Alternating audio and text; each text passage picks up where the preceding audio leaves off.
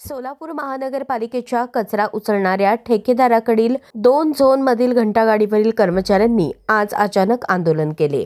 सदर ठेकेदार महानगरपालिकेकडून योग्य रक्कम मिळत असूनही ते पगार रूपाने कर्मचाऱ्यांना देत नाहीत असे कर्मचाऱ्यांचे म्हणणे आहे। वारंवार ही बाब आपण पालिका प्रशासनाच्या निदर्शनास आणली असेही कर्मचाऱ्यांनी सांगितले।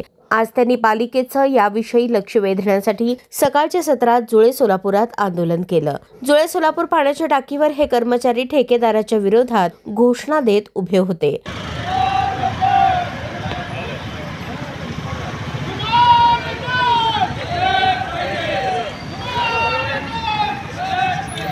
आमच्या जीवाचं काही बरं वाईट झालं तर याला ठेकेदार जबाबदार असेल असंही कर्मचाऱ्यांनी सांगितलं।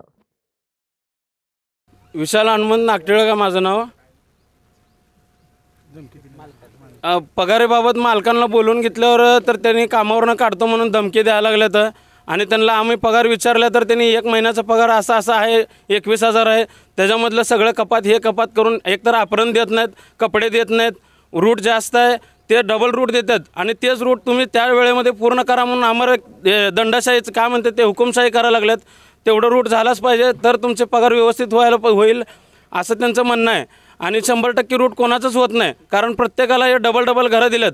त्याच्यामध्ये त्याचीच कपात आमच्याकडनं करून घ्यायला लागलेत त्यांनी। रूट त्यांनी जास्त देणार आणि पगार त्यांनी कपात करून घेणार आहेत।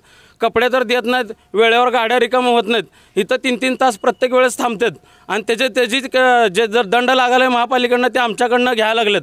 ह्यांची चुकी, यांचं वेळेवर नियोजन नाही काय नाही आणि त्याचा जाब आम्हाला विचारायला लागलेत। मग पगारीबाबत विचारायला गेलं तर आम्हाला कामावरनं काढून टाकतो म्हणून धमकी द्यायला लागलेत त्यांनी।